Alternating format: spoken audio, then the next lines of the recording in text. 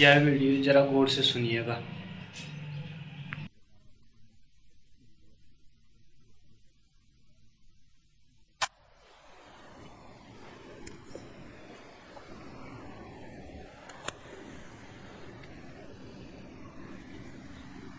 पहला प्रश्न। भगवान, मैं एक विचारशील युवक हूं जिसे अपने देश के मौजूदा हालात बिल्कुल पसंद नहीं। यह अंधविश्वासों तथा दज्ञानों से विचारों से दबा हमारा भारत बिल्कुल नरक बन गया है।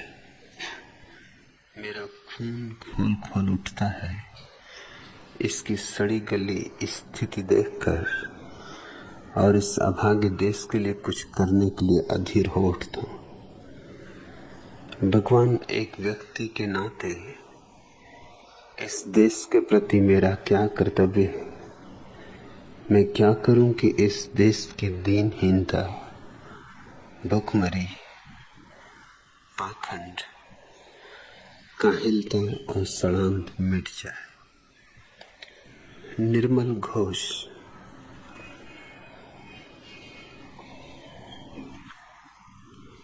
पहली बात, अकेले विचारशील होने से कुछ भी न होगा।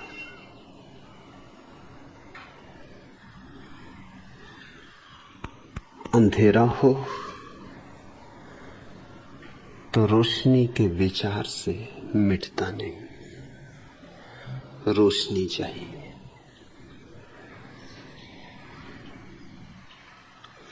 बीमारी हो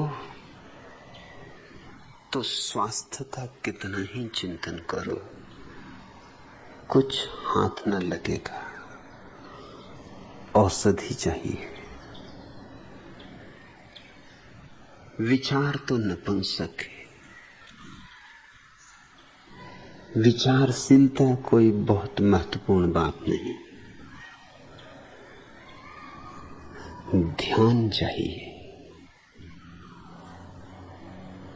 ध्यान अपूर्व ऊर्जा है, और ध्यान से संभव है भीतर के दिए का जल जाना। उस रोशनी में तुम भीतर भी देख सकोगे, बाहर भी देख सकोगे। ध्यान से मिलती है दृष्टि, दर्शन। विचार तो अंधे आदमी का अंधेरे में टटोलना है। विचारक की कोई बड़ी मूल्यवत्ता नहीं। दर्शन शास्त्र की परिभाषा की जाती है। अंधेरी रात में एक अंधेरे कक्ष में एक अंधे आदमी के द्वारा एक काली बिल्ली की तलाश, जो कि वहां है ही नहीं।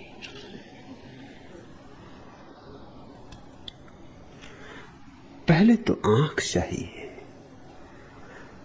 नहीं तो तुम समस्याओं को ही न समझ पाओगे। और समाधान खोजने निकल गए तो समस्याएं तो अपनी जगह, तुम्हारे समाधान और नई नई समस्याएं ले आएंगे।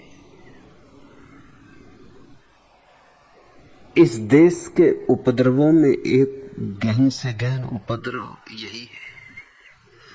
इसने बहुत सोचा है, सोचने की कुछ कमी नहीं की। विचार में हम किससे पीछे? दुनिया की कोई जाति इस भांति विचारक होने का दावा नहीं कर सकती जैसा हम कर सकते। 5000 वर्षों की सुनिश्चित तर्क शुद्ध परंपरा है, मगर हाथ क्या आया? विचार से हाथ कुछ आता ही नहीं। 5000 साल या 50,000 साल, विचार तो कोरे शब्दों का जमाव है। ध्यान से रूपांतरण होता है।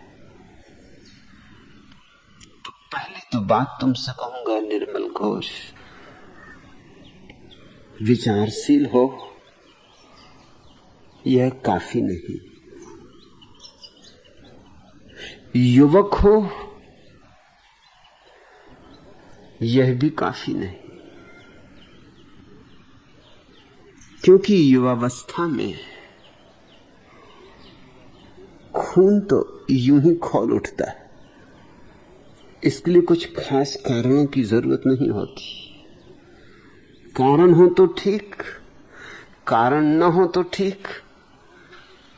युवावस्था में खून तो खौलता है, जैसे वर्षा में वर्षा होती है, सर्दी में सर्दी होती है, गर्मी में गर्मी होती है। युवावस्था में खून खौलता है, बुढ़ापे में खून सर्द होकर जम जाता है बर्फ की चट्टान की तरह। न तो बूढ़े आदमी का कोई गौरव है। अगर बूढ़ा आदमी कहे कि अब मैं शांत हो गया, शीतल हो गया, तो ये शीतलता और ये शांति कुछ मूल्य नहीं रखती। ये तो सिर्फ पतझड़ का लक्षण है। ये तो मौत करीब आने लगी, उसकी पगध्वनियां हैं। और ऐसे ही जवान आदमी का खून खौल जाए तो कुछ खूबी मत समझना। ये तो बहाने ही तलाश करता है, ये तो खोलना ही चाहता है। जवानी के मौसम में खून का खौलना बिल्कुल स्वाभाविक है। कारण कुछ भी हो सकता है, कारण का मूल्य ही नहीं। अगर कारण न होगा तो तुम कारण ईजाद कर लोगे। खून तो खौलेगा, लेकिन अकेले तुम्हारे खून के खोलने से क्या होगा? सिर्फ तुम्हें थोड़ी तकलीफ होगी, थोड़ी बेचैनी होगी। बहुत ही समझदारी का काम किया, थोड़ी चाय डाल लेना तो चाय भी खोल जाएगी। जवानी का थोड़ा मजा आ जाएगा, और क्या होगा? शक्कर तो मिलती नहीं, नहीं तो मैं कहता थोड़ी शक्कर डाल लेना। तो बिना शक्कर की ही चाय पी लेना। खून खोल रहा है, ईंधन का काम ले लो। ईंधन भी मुश्किल हो गया, गैस मिलती नहीं, कोयला मिलता नहीं, केरोसिन मिलता नहीं। अच्छा है कि कम से कम तुम्हारा खून तो खोलता है। इस पे केतली चढ़ा दो, इसके पहले कि ठंडा हो जाए। जब ठंडा होने लगे तब कुल्फी जमा लेना, ठंडा भी होगा। इसको बहुत कीमत मत दो। लेकिन हर जवान को यह वहम होता है, जैसे हर बच्चे को तितलियां पकड़ने का नशा चढ़ता है। जैसे तितलियां पकड़ लेगा तो कुछ हो जाएगा, जैसे तितलियां पकड़ लेगा तो कुछ मिल जाएगा।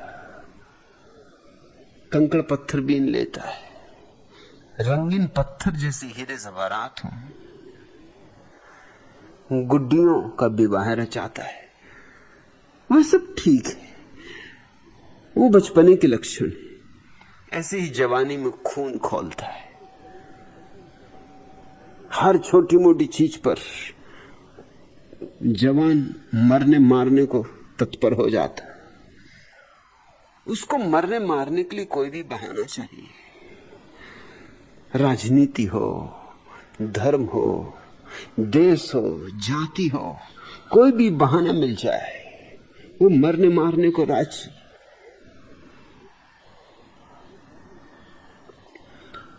और ये कोई छोटे मोटे लोग नहीं, जिनको तुम बड़े बड़े लोग कहते हो, उनके साथ भी यही मामला है।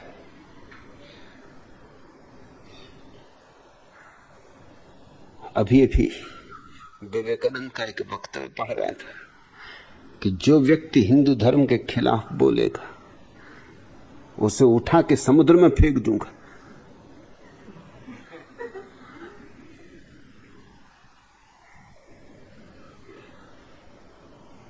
यह भाषा, यह ढंग एक मतांध हिंदू का हो सकता है। ये शब्द आक्रामक सांप्रदायिकता के लक्षण, न तो संस्कृति के, न संतत्व के। और किसी को समुद्र में फेंक दोगे, इससे क्या होगा? अगर वो आदमी होशियार हुआ तो पूरे समुद्र को हिंदू धर्म के खिलाफ खड़ा कर देगा।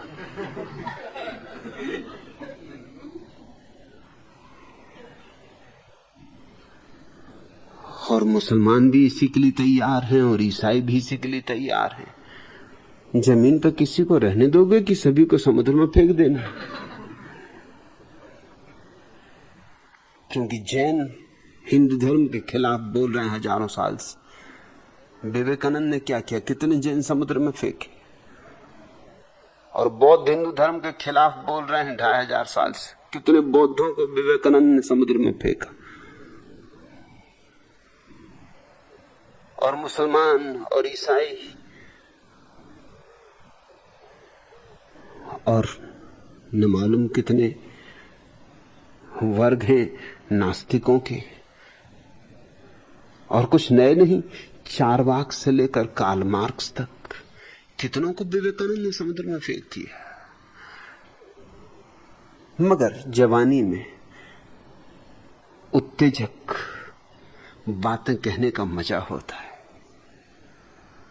एक तरह का पागलपन है जवानी, एक तरह की मूढ़ता है जवानी। जवान मूर्खता न करे तो आश्चर्य,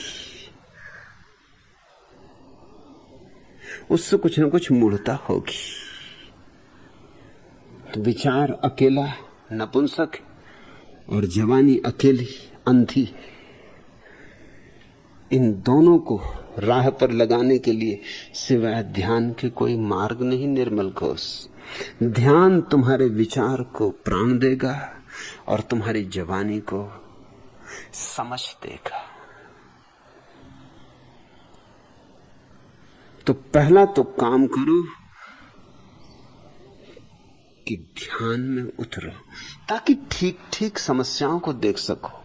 समस्याएं निश्चित है, मगर तुमने जो प्रश्न पूछा है उस प्रश्न में ही जाहिर है कि तुम्हें समस्याएं स्पष्ट दिखाई नहीं पड़ रही। जैसे तुम कहते हो मैं एक विचारशील युवक हूं, यह भी अहंकार की भाषा है। अभी क्या खाक विचार किया होगा और अभी से तुम्हें विचारशील होने की भ्रांति चढ़ गई। सुकरात तो अपने अंतिम जीवन के क्षणों में कहता है, मैं इतना ही जानता हूं कि मैं कुछ भी नहीं जानता। यह है विचारशीलता। अगर विचारशीलता ही कहना हो तो यह सुकरात है विचारशील। यह है दृष्टा।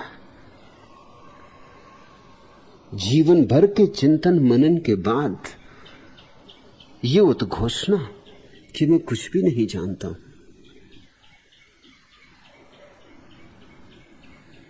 जीवन रहस्य है इतना बड़ा कि कहां कौन जान पाया।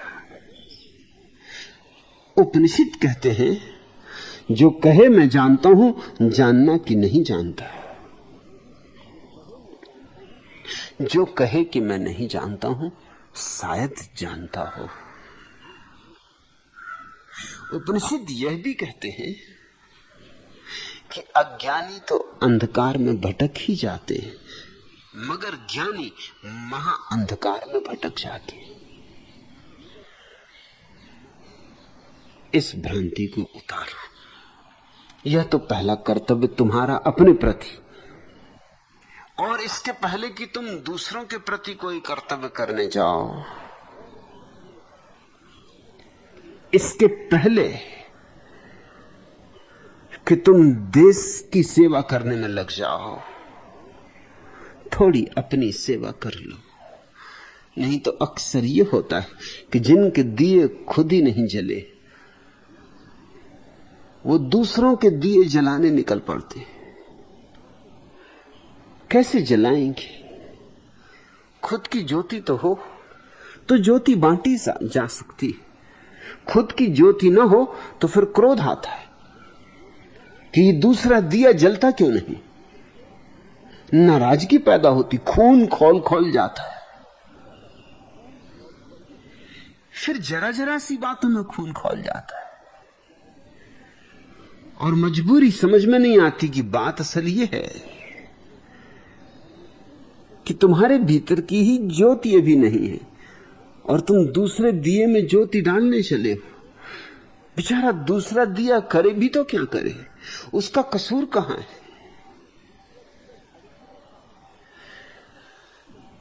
पहले तो ये अहंकार छोड़ो। क्या तुमने अभी विचार किया है? जो तुमने प्रश्न पूछा है वो खुद बहुत विचारशीलता प्रकट नहीं करता है। मैं उसको एक एक अंग चर्चा करूंगा तो तुम्हारे ख्याल में आ जाए।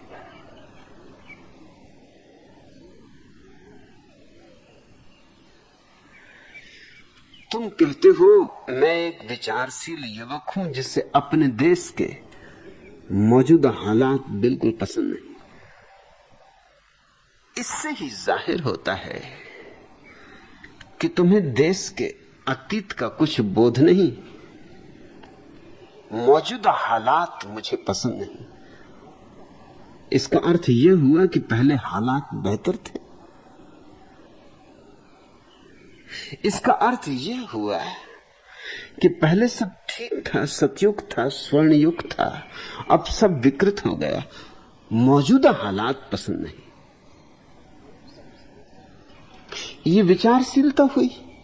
ये तो इस देश का थोथे से थोथा पंडित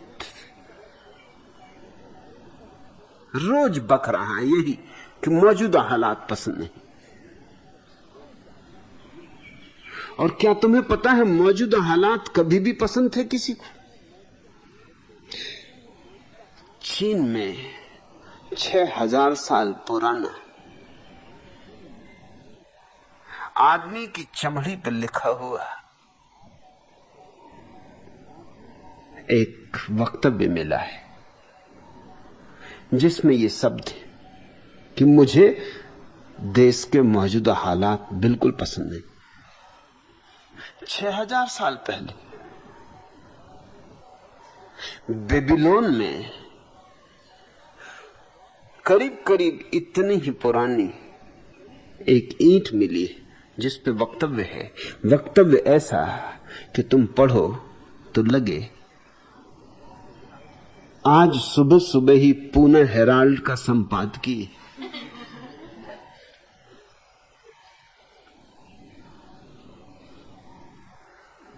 मौजूदा हालात बिल्कुल पसंद नहीं।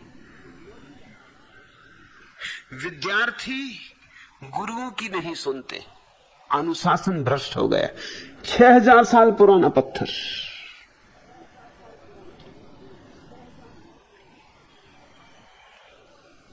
बच्चे मां बाप की नहीं सुनते, परिवार की आधारशिला टूट गई, प्रेम तिरोहित हो गया है संसार से, घृणा और वैमनस्य का राज्य।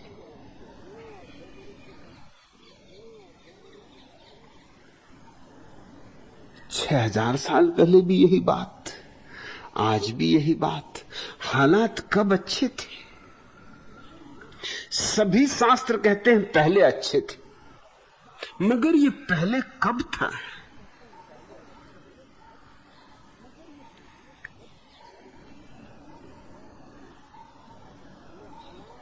ये पहले कभी भी नहीं था। पहले हालात और भी बुरे थे।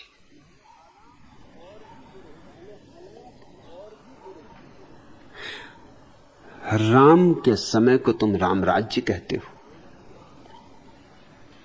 हालात आज से भी बुरे थे। कभी भूल के रामराज्य फिर मत ले आना। एक बार जो भूल हो गई तो दोबारा मत कर।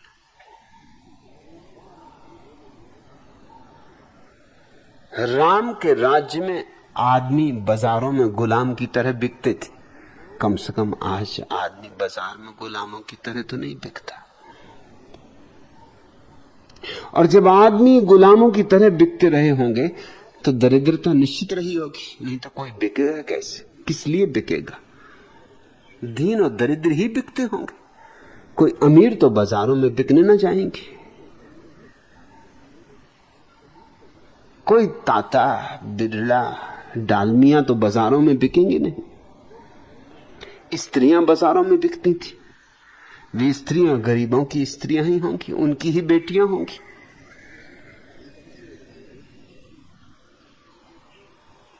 कोई सीता तो बाजार में नहीं बिकती थी, उसका तो स्वयंवर होता था।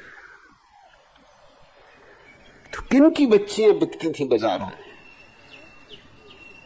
और हालात निश्चित ही भयंकर रहे होंगे, क्योंकि बाजारों में ये बिकती स्त्रियां और लोग, आदमी और औरतें दोनों, विशेषकर स्त्रियां। राजा तो खरीदते ही खरीदते थे, धनपति तो खरीदते ही खरीदते थे। जिनको तुम ऋषि मुनि कहते हो वो भी खरीदते थे। गजब की दुनिया थी। ऋषि मुनि भी बाजारों में बिकती हुई स्त्रियों को खरीदते थे। अब तो हम भूल ही गए वधू शब्द का असली अर्थ। अब तो हम शादी होती नई नई तो वर वधू को आशीर्वाद देने जाते, हमको पता ही नहीं कि हम किसको आशीर्वाद दे रहे हैं। राम के समय में और राम के पहले भी वधू का अर्थ होता था खरीदी गई स्त्री, जिसके साथ तुम्हें पत्नी जैसा व्यवहार करने का हक है, लेकिन उसके बच्चों को तुम्हारी संपत्ति पर कोई अधिकार नहीं होगा। पत्नी और वधू में यही फर्क था। सभी पत्नियां वधू नहीं थी और सभी वधुएं पत्नियां नहीं थी। वधू नंबर 2 की पत्नी थी, जैसे नंबर 2 की बही होती है जिसमें चोरी चपाटी का सब लिखते रहते, ऐसी नंबर 2 की पत्नी थी वधू। ऋषि मुनि भी वधुएं रखते थे। और तुमको यही भ्रांति कि ऋषि मुनि गजब के लोग थे, कुछ खास गजब के लोग नहीं थे। वैसे ऋषि मुनि अभी भी तुम्हें मिल जाएंगे। एक मां अपने छोटे से बच्चे को कह रही थी कि बेटा तू 9-9 बजे उठता है। अरे ऋषि मुनि की संतान हो, ब्रह्म मुहूर्त में उठना चाहिए। ऋषि मुनि हमेशा ब्रह्म मुहूर्त में उठते। तो उस बेटा ने कहा कि नहीं मां, ऋषि तो कभी 8 बजे के पहले नहीं उठते, मुझे पता है। और मुनि भी कभी 9 बजे के पहले नहीं उठते। मां ने कहा तू ये कहां की बातें कर रहा है? उसने कहा मुझे मालूम है, ऋषि कपूर 8 बजे उठता है और दादा मुनि अशोक कुमार 9 बजे उठते।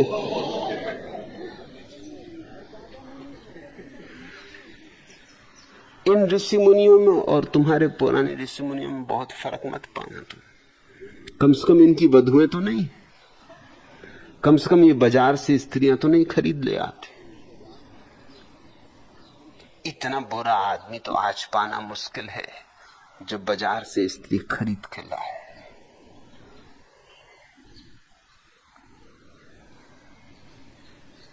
आज ये बात ही अमानवीय मालूम होगी,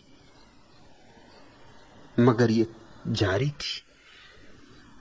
राम राज्य में शूद्र को हक नहीं था वेद पढ़ने का। यह तो कल्पना के बाहर थी बात।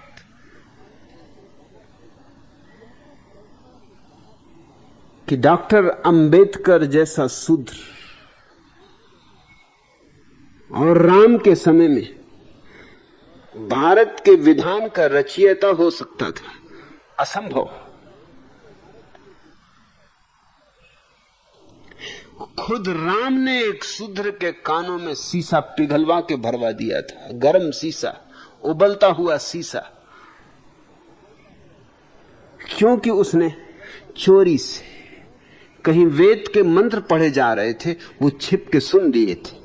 ये उसका पाप था, ये उसका अपराध था।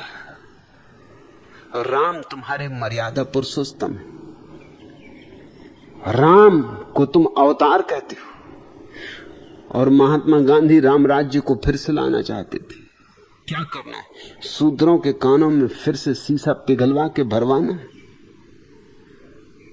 उसके कान तो फूट ही गए होंगे, शायद मस्तिष्क भी विकृत हो गया होगा। उस गरीब पे क्या गुजरी, किसी को क्या लेना देना। शायद आंखें भी खराब हो गई होंगी, क्योंकि ये सब जुड़े, कान, आंख, नाक, मस्तिष्क सब जुड़े। और दोनों कानों में अगर शीशा उबलता हुआ, तुम्हारा खून क्या खाक उबल रहा है निर्मल घोष? उबलते हुए शीशे की जरा सोचो। उबलता हुआ शीशा जब कानों में भर दिया गया होगा तो चला गया होगा पर्दों को तोड़कर, भीतर मांस मज्जा तक को प्रवेश कर गया होगा, मस्तिष्क के स्नायुओं तक को जला गया होगा। फिर इस गरीब पे क्या गुजरी, किसी को क्या लेना देना। धर्म का कार्य पूर्ण हो गया। ब्राह्मणों ने आशीर्वाद दिया कि राम ने धर्म की रक्षा की, ये धर्म की रक्षा थी। और तुम कहते हो मौजूदा हालत खराब है। युधिष्ठिर जुआ खेलते हैं फिर भी धर्मराज थे, और तुम कहते हो मौजूदा हालत खराब है। आज किसी जुआरी को धर्मराज कहने की हिम्मत कर सकोगे? और जुआरी भी कुछ छोटे मोटे नहीं, सब जू पर लगा दिया, पत्नी तक को दांव पे लगा दिया। एक तो ये बात ही अशोभन है, क्योंकि पत्नी कोई संपत्ति नहीं, मगर उन दोनों यही धारणा थी, स्त्री संपत्ति। उसी धारणा के अनुसार आज भी जब बाप अपनी बेटी को विवाह करता है तो इसको कहते हैं कन्यादान। क्या गजब कर रहे हो, गाय भैंस दान करो तो भी समझ में आता, कन्यादान कर रहे हो, ये दान है? स्त्री कोई वस्तु है? ये असभ्य शब्द, ये असंस्कृत हमारे प्रयोग शब्दों के बंद होने चाहिए। अमानवीय है, अशिष्ट है, असंस्कृत है। मगर युधिष्ठिर धर्मराज थे और दांव पे लगा दिया अपनी पत्नी को भी। हद का दीवानापन रहा होगा, पहुंचे हुए जुआरी रहे होंगे, इतना भी होश ना रहा। और फिर भी धर्मराज धर्मराज ही बने रहे, इससे कुछ अंतर ना आया, इससे उनकी प्रतिष्ठा में कोई भेद ना पड़ा, इससे उनका समादर जारी रहा। भीष्म पितामह को ब्रह्मज्ञानी समझा जाता था, मगर ब्रह्मज्ञानी कौरवों की तरफ से युद्ध लड़ रहे थे।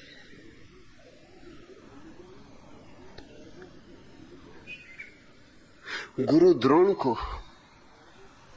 ब्रह्मज्ञानी समझा जाता था, मगर गुरु द्रोण भी कौरवों की तरफ से युद्ध लड़ रहे थे।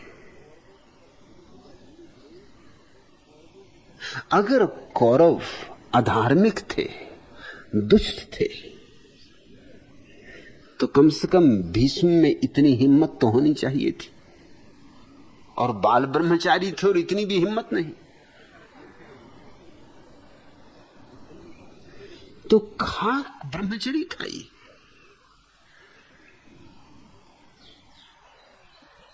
किस लोलुपता के कारण गलत लोगों का साथ दे रहे थे।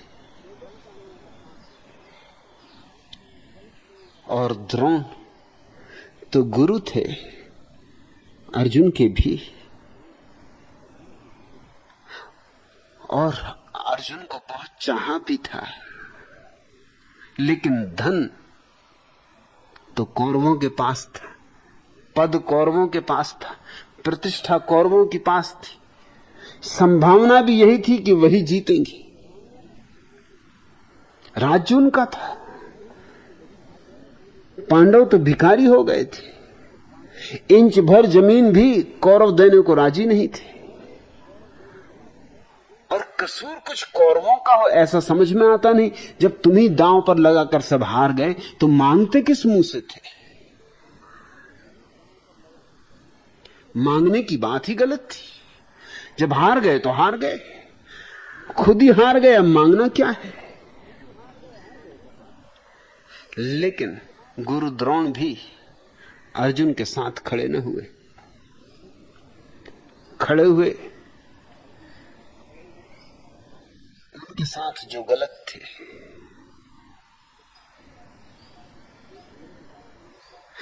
यही गुरु द्रोण एकलव्य का अंगूठा कटवा के आ गए थे अर्जुन के हित में, क्योंकि तब संभावना थी कि अर्जुन सम्राट बनेगा। तब इन्होंने एकलव्य को इंकार कर दिया था शिक्षा देने से। क्यों? क्योंकि शूद्र था। और तुम कहते हो मौजूदा हालात बिल्कुल पसंद नहीं। निर्मल घोष, एकलव्य को मौजूदा हालात उस समय की पसंद पड़े होंगे। उस गरीब का कसूर क्या था? अगर उसने मांग की थी, प्रार्थना की थी कि मुझे भी स्वीकार कर लो शिष्य की भांति, मुझे भी सीखने का अवसर दे दो, लेकिन नहीं, शूद्र को कैसे सीखने का अवसर दिया जा सकता है? मगर एकलव्य अनूठा युवक रहा होगा। अनूठा इसलिए कहता हूं कि उसका खून नहीं खोला। खून खोलता तो साधारण युवक, 2 कौड़ी का, सभी युवकों का खोलता है, इसमें कुछ खास बात नहीं। उसका खून नहीं खोला। शांत मन से उसने स्वीकार कर लिया। एकांत जंगल में जाके गुरु द्रोण की प्रतिमा बना ली और उसी प्रतिमा के सामने सरसंधान करता रहा। उसी के सामने धनुर्विद्या का अभ्यास करता रहा। अद्भुत युवक था। उस गुरु के सामने धनुर्विद्या का अभ्यास करता रहा जिसने उसे शूद्र के कारण इंकार कर दिया था। अपमान ना लिया। अहंकार पर चोट तो लगी होगी, लेकिन शांति से, समता से पी गया। धीरे धीरे खबर फैलनी शुरू हो गई कि वो बड़ा निष्णात हो गया है। तो गुरु द्रोण को बेचैनी हुई, क्योंकि बेचैनी ये थी कि खबरें आने लगी कि अर्जुन उसके मुकाबले कुछ भी नहीं, और अर्जुन पर ही सारा दांव था। अगर अर्जुन सम्राट बने और सारे जगत में सबसे बड़ा धनुर्धर बने तो उसी के साथ गुरु द्रोण की भी प्रतिष्ठा होगी, उनका शिष्य, उनका शागिर्द ऊंचाई पर पहुंच जाए तो गुरु भी ऊंचाई पर पहुंच जाएगा। उनका सारा का सारा न्यस्त स्वार्थ अर्जुन में था, और एकलव्य अगर आगे निकल जाए तो बड़ी बेचैनी की बात थी। तो ये बेशर्म आदमी जिसको कि ब्रह्मज्ञानी कहा जाता है, ये गुरु द्रोण जिसने इंकार कर दिया था एकलव्य को शिक्षा देने से, ये उससे दक्षिणा लेने पहुंच गया। शिक्षा देने से इंकार करने वाला गुरु जिसने दीक्षा ही न दी, वो दक्षिणा लेने पहुंच गया। हालात बड़े अजीब रहे होंगे। शर्म भी कोई चीज होती है, इज्जत भी कोई बात होती है, आदमी की नाक भी होती। ये गुरुद्रोण तो बिल्कुल नाक कटे आदमी रहे होंगे। किस मुंह से जिसको दुत्कार दिया था उससे जाके दक्षिणा लेने पहुंच गए। और फिर भी मैं कहता हूं एकलव्य अद्भुत युवक था।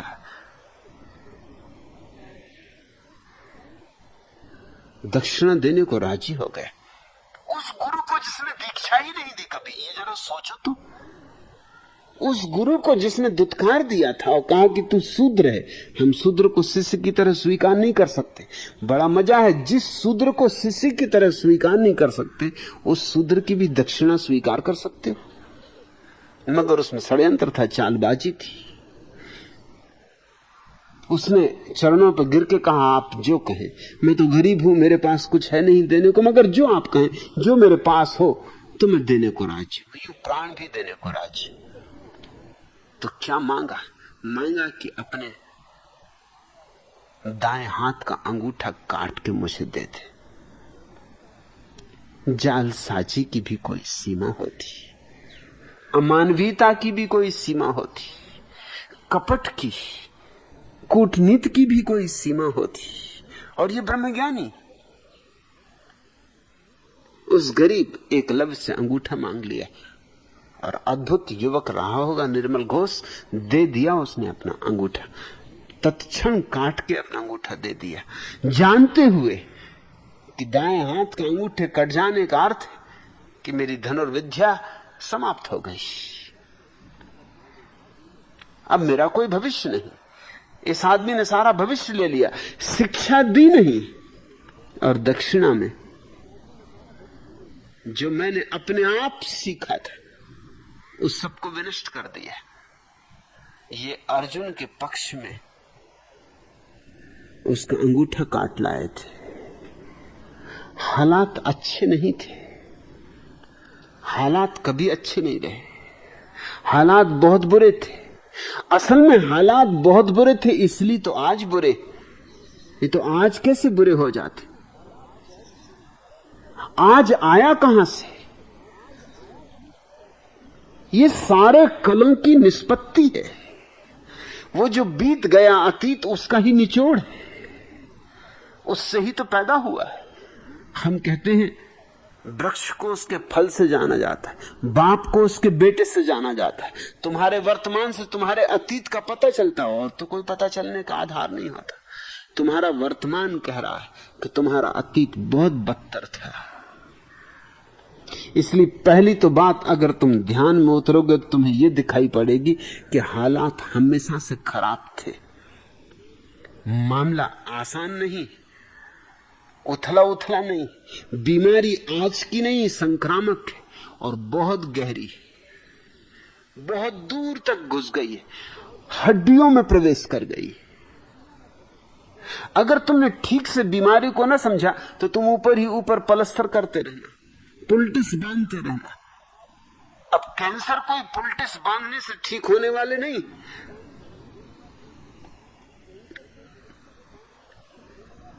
कैंसर का इलाज करने के पहले ये तो जानना जरूरी है कि ये कैंसर है। चिकित्सा के पहले निदान जरूरी है, और ध्यान के बिना कोई निदान नहीं। तुम्हारा ये कहना कि आज के हालात मुझे बिल्कुल पसंद नहीं,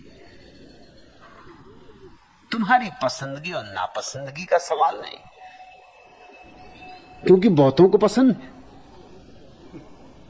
अगर पसंदगी नापसंदगी से तय होना है तब तो मामला बड़ा मुश्किल हो जाएगा। जिनके भी स्वार्थ निहित हैं इसी मौजूदा स्थिति में, उनको तो पसंद है। पंडित को, पुरोहित को, राजनेता को, धनपति को, उनको तो पसंद है, बिल्कुल पसंद है। बहुत रास आ रहे हैं।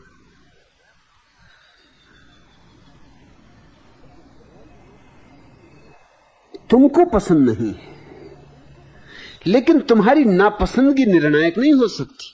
सवाल तो इसका है कि सच में पसंदगी नापसंदगी को छोड़कर हालात क्या हैं, निष्पक्ष होकर देखना पड़ेगा। निष्पक्ष होकर देखोगे तो ही निदान कर सकोगे। ये थोड़ी सवाल है कि डॉक्टर को तुम्हारी बीमारी पसंद नहीं या तुम्हारी बीमारी पसंद है। सवाल ये है कि तुम्हारी बीमारी तुम्हें खा रही, डॉक्टर को पसंद हो कि नापसंद हो, ये सवाल नहीं।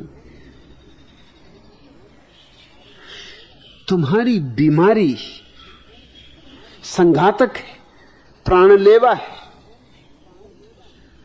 इसको निष्पक्ष भाव से देखना होगा। तुम कहते हो यह अंधविश्वासों तथा दक्यानुसी विचारों से दबा हुआ हमारा भारत बिल्कुल नरक बन गया। इसलिए मैंने ध्यान की शर्त पहले लगाना चाहिए। जब तक ये तुम्हारा ख्याल है हमारा भारत, तब तक तुम उसी बीमारी के अंग हो। तुम उस बीमारी को ठीक नहीं कर सकते। दुनिया सिकुड़ के बहुत छोटी हो गई। अब ये मेरा तेरा नहीं चलेगा। अब ये मेरा तेरा मूर्खतापूर्ण है। ये बैलगाड़ी का जमाना नहीं है।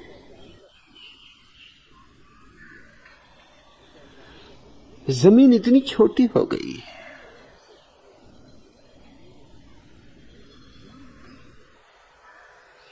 न्यूयॉर्क में चाय पियो,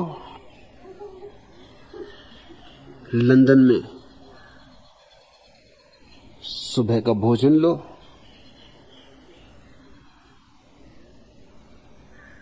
और सांझ को पूना में आके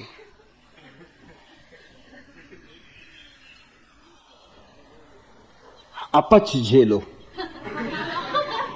इतने करीब हो गई।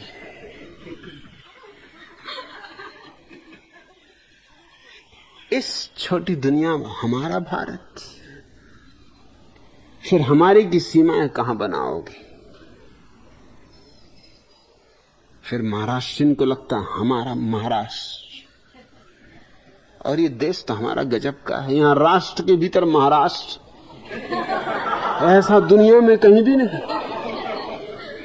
छोटे डब्बे के भीतर बड़ा डब्बा, राष्ट्र के भीतर महाराष्ट्र।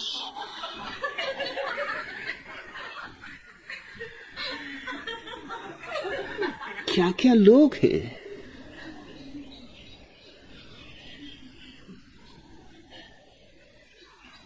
कैसे कैसे लोग हैं।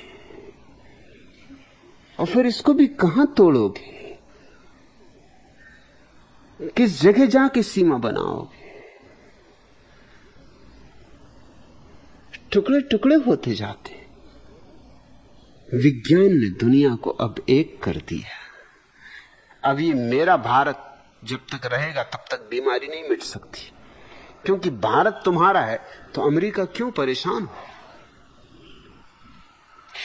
तुम्हारी गरीबी को दूर करने के लिए अमेरिका अपने वैभव में थोड़ी सी क्षीणता क्यों करे? किस लिए करे? और मजा यह है कि लाख अपने धन में कमी करे तुम्हारी दीनता को दूर करने के लिए, तो भी तुम दुश्मन रहोगे। तो भी तुम्हारी ईर्ष्या की आग जलती रहेगी। अमेरिका के संबंध में सारी दुनिया में जो ईर्ष्या है वो उसके वैभव के कारण है। और मजा यह है कि अमेरिका जितनी सहायता करता है दुनिया की गरीबों की, उतना और कोई नहीं करता। अमेरिकी चिंतक बड़े हैरान हैं कि हम सेवा करते हैं, दूध भेजें, दवाइयां भेजें, कपड़े भेजें, कंबल भेजें, अकाल पड़े तो सामान भेजें, भूकंप आए तो सामान भेजें। और ऐसा ही नहीं कि अपने वालों को, अगर रूस को भी जरूरत पड़ती गेहूं की तो अमेरिका देता है। सबको हम सहायता दें और फिर भी हम सबके दुश्मन। किसी के मन में अमेरिका के प्रति सद्भाव नहीं, किसी के मन में। अमेरिका के जो अपने को दोस्त मानते उनके मन में भी सद्भाव नहीं। असल में समृद्धि के प्रति इतनी ईर्ष्या होती है, इतनी जलन होती है, और जितना दीनहीन होता है व्यक्ति उतनी ही ईर्ष्या से उबलता होता है। उसको तुम कितना ही दो, वो तुम्हें कभी क्षमा नहीं करेगा। अमेरिका को कोई क्षमा नहीं कर रहा है, कोई क्षमा कर नहीं सकता। तो अमेरिका किस लिए परेशान हो? सहायता दे और गालियां खाए, जगह जगह सहायता पहुंचाए और जगह जगह उसके झंडे जलाए जाएं और उसकी एम्बेसियों में आग लगाई जाए। प्रयोजन क्या है फिर?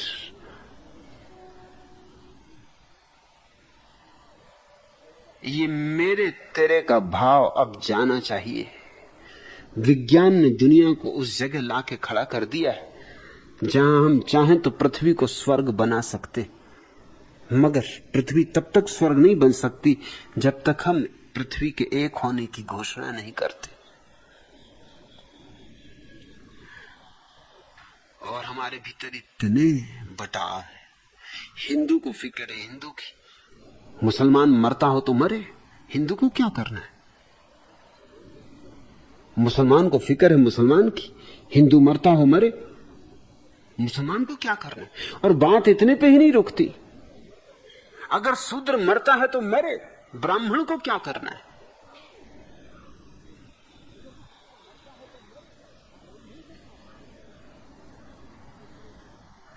टुकड़े में टुकड़े बढ़ते चले जाते। ऐसे तो हल नहीं हो सकता। इस विराट समस्या को हल करने का एक ही उपाय है कि पृथ्वी पर कोई राष्ट्र न रह जाए, क्योंकि हमारी 70% ऊर्जा एक दूसरे से रक्षा करने में लग रही, जबकि रक्षा की कोई जरूरत ही नहीं। प्रयोजन क्या है? 70% शक्ति हमारी युद्ध में व्यय हो रही, जबकि युद्ध बिल्कुल ही व्यर्थ है, उसकी कोई जरूरत ही नहीं। लेकिन राजनेता कैसे जिएगा? अगर सीमाएं ना हो तो राजनेता गया, अगर युद्ध ना हो तो सेनापतियों का और सेनाओं का क्या हो, और अगर युद्ध न हो तो सैन्य विशेषज्ञों का और बम बनाने वाले कारखानों का और हथियार ढालने वाले धनपतियों का क्या हो?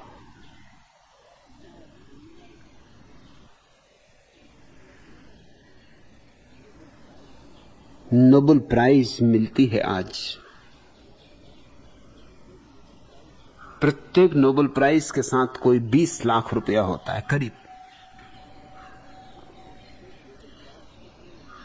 और हर क्षेत्र में नोबेल प्राइज दी जाती है प्रतिवर्ष। लेकिन जिस आदमी ने नोबेल प्राइज शुरुआत की, वो आदमी बम बनाने वाला इस दुनिया का सबसे बड़ा उद्योगपति था। उसने सारा धन इकट्ठा किया बम बनाने से।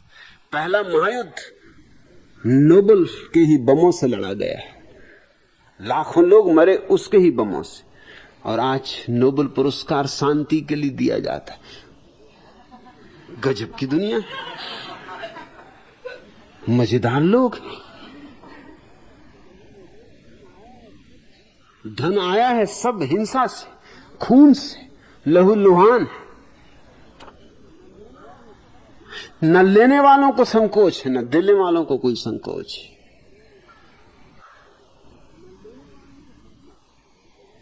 ये जो करोड़ों रुपए प्रतिवर्ष नोबेल प्राइज में मिलते हैं, वो आदमी इतना धन इकट्ठा करके छोड़ गया, ये सिर्फ ब्याज से ही नोबेल प्राइज दी जा रही। उसके मूलधन से तो उसको कोई हानि पहुंचती ही नहीं। मूलधन तो जमा है, ये मूलधन आया है संगीनों से, बमों से, हिंसक अस्त्रों से, शस्त्रों से। मूलधन तो जमा है, अनंत काल तक उस मूलधन से सिर्फ ब्याज से ये नोबेल प्राइज दी जाती रहेंगी। करोड़ों रुपए की नोबेल प्राइज हर साल बांट दी जाएगी, साहित्य में, शांति के लिए, सौमनस्य के लिए, सेवा के लिए, हर चीज के लिए नोबेल प्राइज। और कोई ये फिक्र नहीं पड़ता कि ये पैसा आया कहां से। और यूं नहीं है कि नोबेल प्राइज की घोषणा करने के बाद नोबेल ने कोई अपने कारखाने बंद कर दिए थे। नोबेल के कारखाने भी जारी रहे, शांति पुरस्कार भी बंटने लगा और कारखाने भी जारी रहे, युद्ध का सामान भी बनता रहा और शांति का पुरस्कार भी बढ़ता रहा। यहां बड़े निहित स्वार्थ हैं, सीमाओं में सारे स्वार्थ बंधे हुए हैं। और बड़ी हैरानी की बात यह कि सीमाओं की जरूरत क्या है? क्या जमीन बिना सीमाओं के नहीं हो सकती? जमीन तो यूं भी कोई सीमाएं नहीं, सब सीमाएं नक्शों में। क्या फर्क पड़ता है कि एक जिला हिंदुस्तान में है कि पाकिस्तान में? उस जिले के लोग खुश रहें, कहीं भी रहें, भारत में रहें कि पाकिस्तान में रहें, क्या फर्क पड़ता है? मगर इंच इंच के लिए उपद्रव है। इसको किसी की चिंता, किसी को इसकी चिंता नहीं है कि आदमी सुख से रहे, आनंद से रहे। इसकी फिक्र है कि किसकी सीमा के भीतर।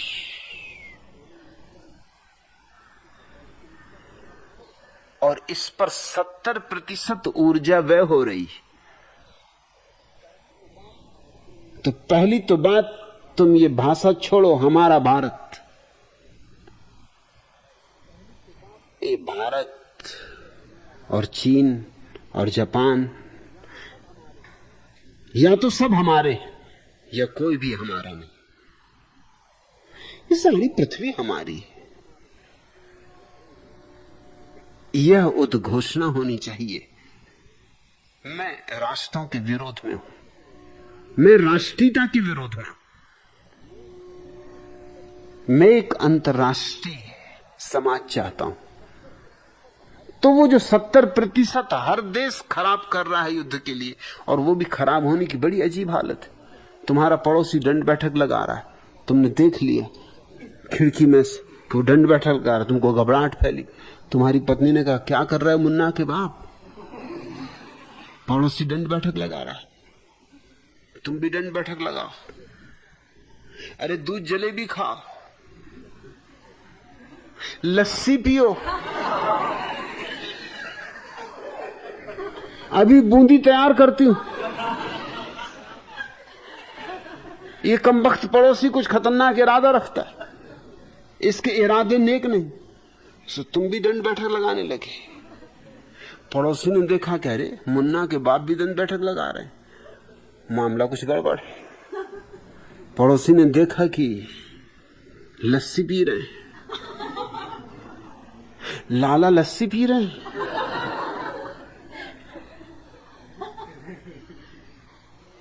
पड़ोसी के प्राण संकट में पड़े,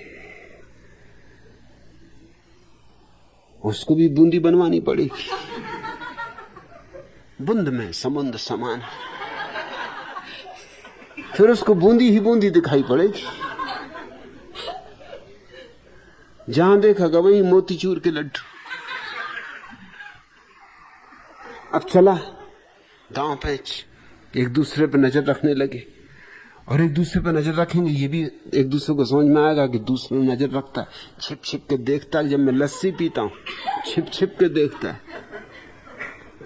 दूसरा देखता है कि जब भी मेरे घर में बूंदी बनती, छप्पर पर चढ़ कर देखता है, जासूसी कर रहा है।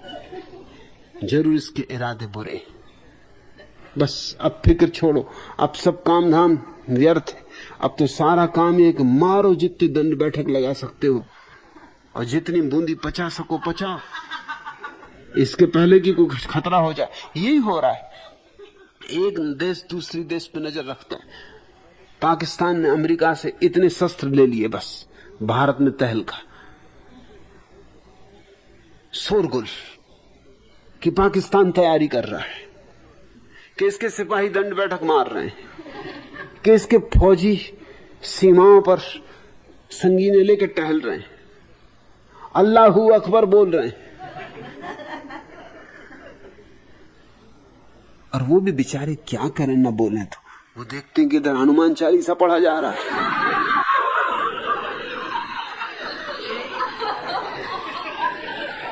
लोग भुजाएं फड़का रहे हैं,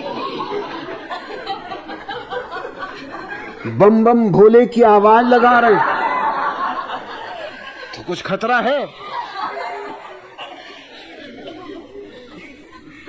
तो हिंदुस्तान तत्क्षण दंडवत करता है रूस की कि जल्दी से अस्त्र शस्त्र भेजो। इधर पाकिस्तान को खबर लगती कि रूस से शस्त्र आ रहे हैं, मामला खतरा है, अमेरिका के चरणों तक गिरो। तो ये पागलपन जारी है। छोटे मोटे देश भी जैसे नेपाल, उसको फिक्र लगी क्योंकि सिक्किम को भारत पी गया, कहीं ऐसा नेपाल को न पी जाए, तो वो चीन की खुशामद में लगा रहता है।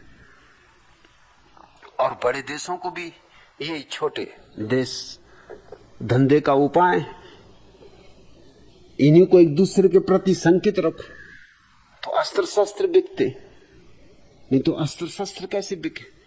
उनका सारा का सारा उद्योग गिर जाए। सारा अर्थशास्त्र अस्त्र शस्त्रों पर टिका हुआ है। ये अर्थशास्त्र क्या है? अनर्थ शास्त्र है। ये जब तक हमारा और तुम्हारे का भाव न जाएगा तब तक हम इस पृथ्वी को मूढ़ताओं से मुक्त नहीं कर सकते। इसलिए तुम ये तो ख्याल छोड़ ही दो, हमारा भारत ये भी दंभ है, व्यर्थ का दंभ है, दो कौड़ी की बात है। क्या हमारा? मगर मूढ़ताएं ऐसी ही होती, मूढ़ताएं दिखाई नहीं पड़ती। इसलिए मैंने कहा सिर्फ विचार से काम ना चलेगा, ध्यान की आंख चाहिए तो मूर्खता दिखाई पड़ेगी। क्या क्या बातें होती।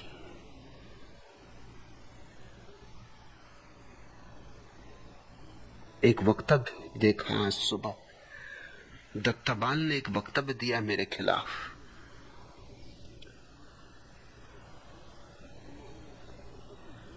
कि ये छत्रपति शिवाजी की भूमि। अब छत्रपति शिवाजी से मुझे क्या लेना देना? और छत्रपति शिवाजी कौन सी खास बात है? कोई भी छाता लगा लो, छत्रपति हो जाए।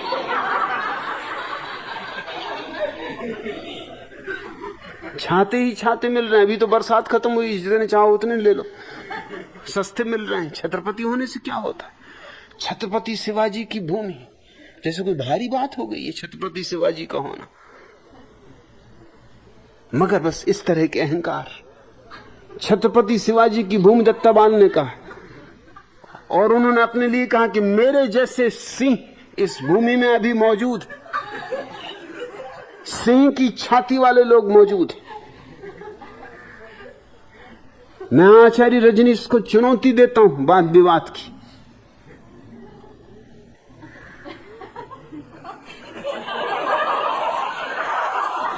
मैंने तो दत्ताबाल को कभी देखा नहीं,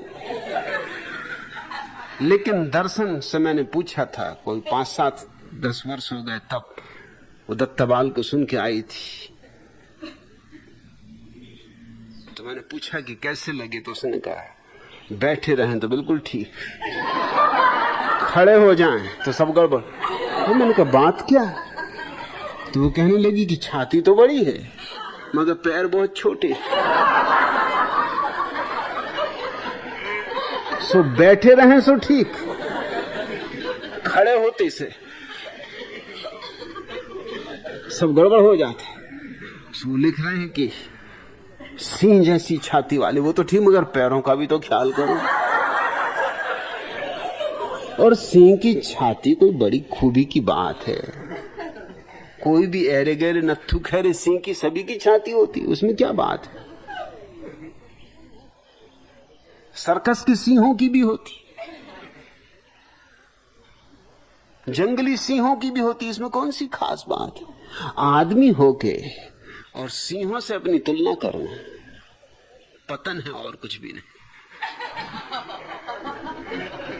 तो किसी लायंस क्लब में भर्ती हो जाओ, और क्या करो? इसमें इतना शोरगुल मचाने की क्या जरूरत है? और सत्य का निर्णय कोई वाद विवाद से होता है? सत्य का अनुभव होता है, कोई वाद विवाद तो होता नहीं। सत्य का कोई शास्त्रार्थ तो होता नहीं।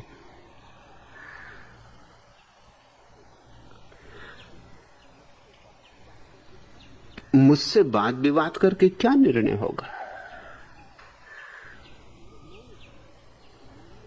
मैंने सत्य जाना, तुमने अगर सत्य जाना हो तो सौभाग्य की बात है। अब वाद विवाद क्या करना? और अगर तुमने सत्य न जाना हो तो वाद विवाद से तुम जान सकोगे, फिर उसके लिए तो शिष्यत्व चाहिए। वाद विवाद से हल नहीं होगी बात। वाद विवाद तुम क्या खाक करोगे? लेकिन उनको बेचैनी क्या हो गई?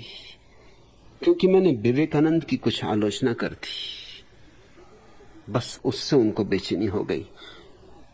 कहा कि विवेकानंद तो मेरे प्राण, जिसके भी प्राण किसी और में होते उसके पास अपने प्राण नहीं होते, ये ख्याल रखो। विवेकानंद तुम्हारे प्राण हो, वो तो मर चुके कभी के, सो तुम लाश ढो रहे हो। प्राण दूसरे में, तो तुम में क्या है फिर? तुम फिर पिंजड़े ही हो। प्राण तो विवेकानंद में, और वो तो बेचारे गए।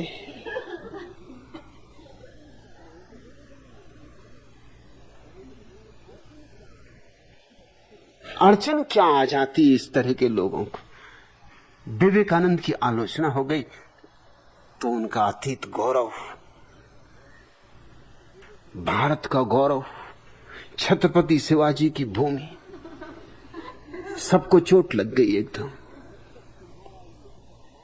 जब तक तुम्हारा ये हमारा भारत ऐसा भाव बना रहेगा, तब तक तुम कभी भी अंधविश्वासों और दकियानूसी विचारों से न तो खुद को मुक्त कर पाओगे न किसी और को मुक्त कर पाओगे।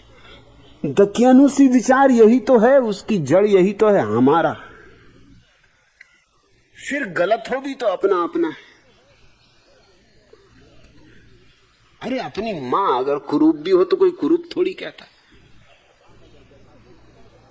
अपना बाप अगर गधा भी हो तो कोई गधा थोड़ी कहता। ऐसे वक्त पड़ जाए तो लोग गधे को बाप भला कह दें, मगर कितनी वक्त पड़ जाए अपने बाप को गधा थोड़ी कहते। मगर तुम कहो या ना कहो, इससे क्या फर्क पड़ता है?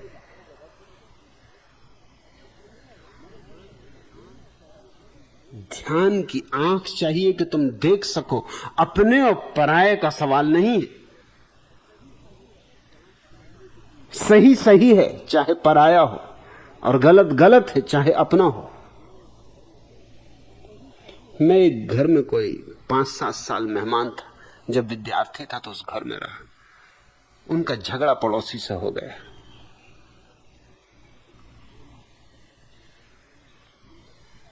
थोड़े डरे,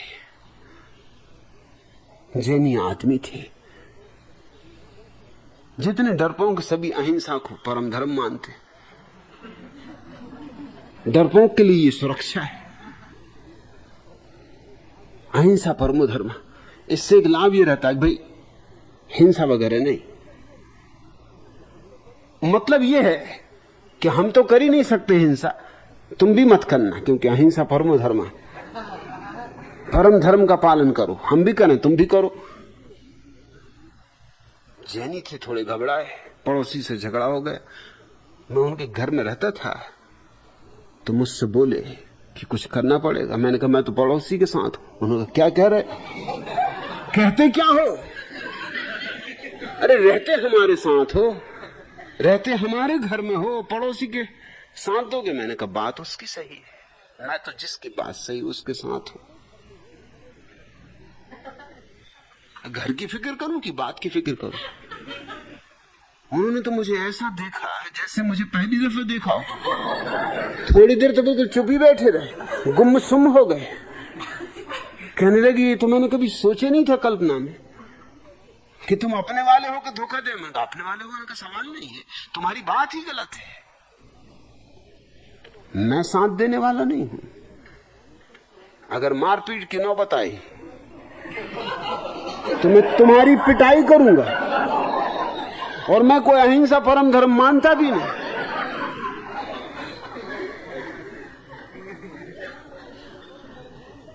और तुमने बात उठा दी तो ठीक, अभी पड़ोसी ने पूछा नहीं मुझसे, मगर मैं बता दूंगा उसको कि मैं तुम्हारे साथ हूं।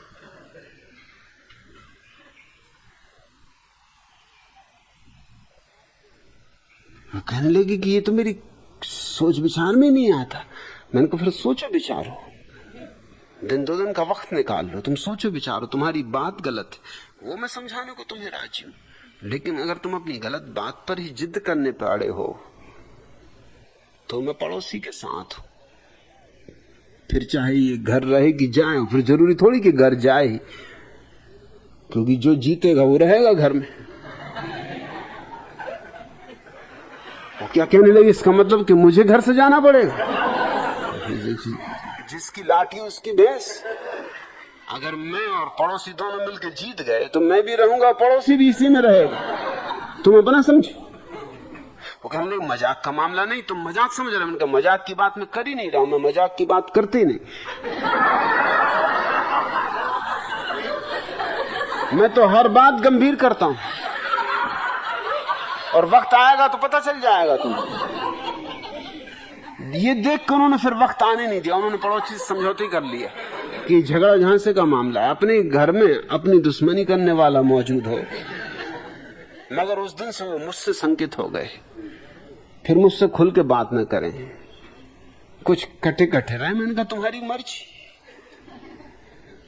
मगर गलत तुम थे, ये अगर तुम समझ लो तो तुम मुझे मेरे प्रति धन्यवाद अनुभव करोगे। झगड़ा भी बच गया, पिटे कुटे भी नहीं, बात भी समाप्त हो गई, और मैंने ही समाप्त करवाई। अगर तुम समझो दोनों, तो दोनों को अनुग्रहित होना चाहिए। अगर मैं तुम्हारे साथ होता तो सोचो झगड़ा होने वाला था। सत्य के साथ खड़े होना सीखो। सत्य अपना और पराया नहीं होता, न हिंदू होता, न मुसलमान होता, न जैन, न ईसाई। सत्य तो सत्य है, उसका कोई विशेषण नहीं होता, और सत्य का कोई विवाद भी नहीं होता। एक दृष्टि होती, देखने की एक आंख होती। अंधविश्वास जरूर भरे हुए, लेकिन सभी विश्वास अंधे होते। अंधविश्वास शब्द से इस भ्रांति में मत पड़ जाना कि कुछ विश्वास ऐसे भी होते जो अंधे नहीं होते। अंधविश्वास शब्द से ये भ्रांति पैदा होती, विश्वास मात्र अंधे होते। विश्वास का अर्थ क्या होता है? जो नहीं जाना उसे मानना, यही तो अंधापन है। जिसे जाना उसे मानने की जरूरत ही नहीं पड़ती। जिसको जाना जाना, जिसको नहीं जाना उसी को मानना पड़ता है। सूरज उगता है, क्या तुम सोचते दुनिया बटी हुई है उन लोगों में कि कुछ लोग सूरज को मानते हैं कि उगता है, कुछ लोग मानते हैं कि नहीं उगता? दुनिया में कोई बटाव नहीं, कोई झगड़ा नहीं, कोई संप्रदाय नहीं कि इस सूरज को मानने वाले लोग, ये सूरज को न मानने वाले लोग। वृक्ष हरे हैं, इसमें कोई झगड़ा नहीं, लेकिन ईश्वर है या नहीं, इसमें झगड़ा है। जिस चीज में भी झगड़ा हो समझ लेना कि उसमें मान्यता काम कर रही है, जानना काम नहीं कर रहा है। झगड़ा ही इस बात का सबूत है कि अभी विवाद हो सकता है, क्योंकि मामला धुंधला है। अंधविश्वास से ऐसा मत समझना कि कुछ ऐसे भी विश्वास होते हैं जो आंख वाले होते। कोई विश्वास आंख वाला नहीं होता, सब विश्वास अंधे होते। राम में विश्वास करो कि कृष्ण में, कि बुद्ध में, कि मोहम्मद में, कि जीसस में, कुछ फर्क नहीं पड़ता। विश्वास किया कि तुम अंधे हुए। अब ये दत्ताबाल विवेकानंद में विश्वास करते, ये अंधापन है। अपनी अनुभूति होनी चाहिए। मैं अपने बल से कुछ कह रहा हूं।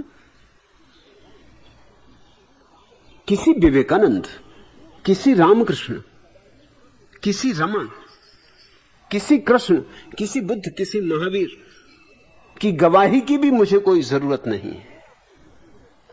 मैं जो कह रहा हूं वो मेरा अनुभव है। किसी को रुच जाए तो प्रयोग करना पड़ेगा, विश्वास नहीं। इसलिए मेरा जो सन्यासी है वो कोई मेरा अनुयायी नहीं है, इस बात को स्मरण रखना।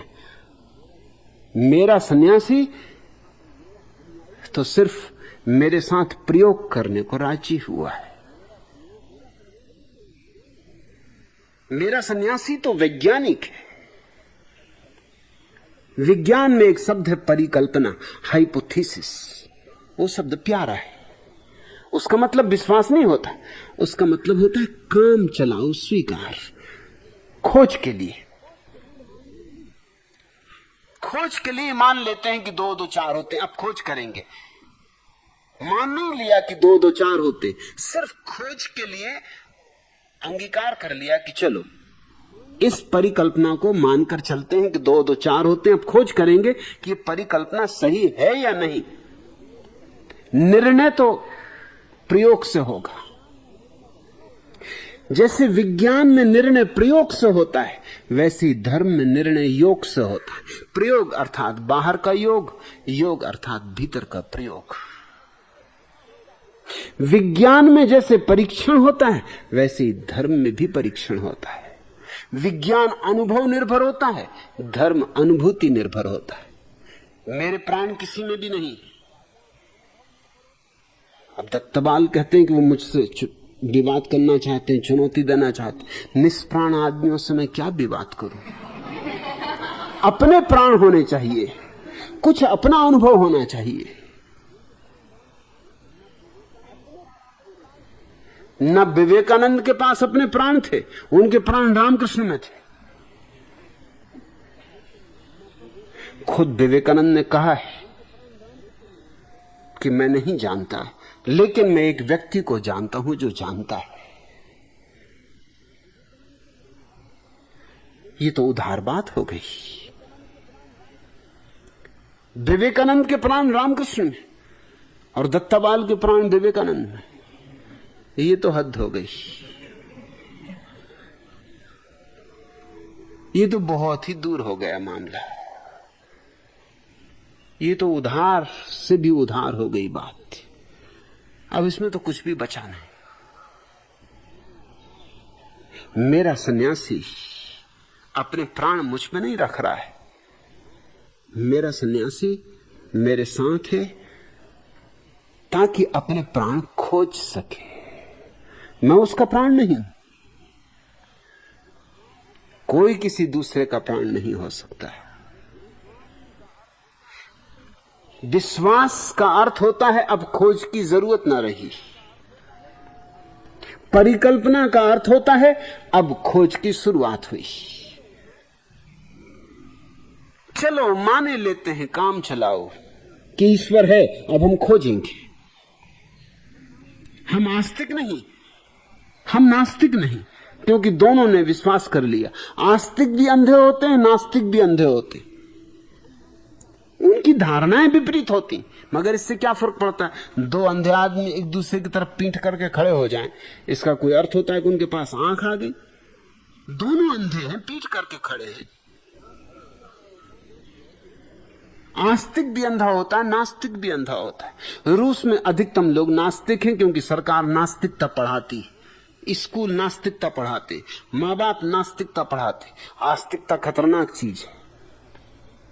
हिंदुस्तान में लोग आस्तिक हैं क्योंकि माँ बाप आस्तिकता पढ़ाते हैं। स्कूल, विद्यालय, विश्वविद्यालय, पंडित, पुरोहित, संत, महंत, महात्मा सब आस्तिकता पढ़ाते। आस्तिकता सुगम बात है, नास्तिकता खतरनाक बात है। 1917 के पहले रूस भी इसी तरह आस्तिक था जैसे तुम आस्तिक हो, और क्रांति के 10 साल बाद नास्तिक हो गया।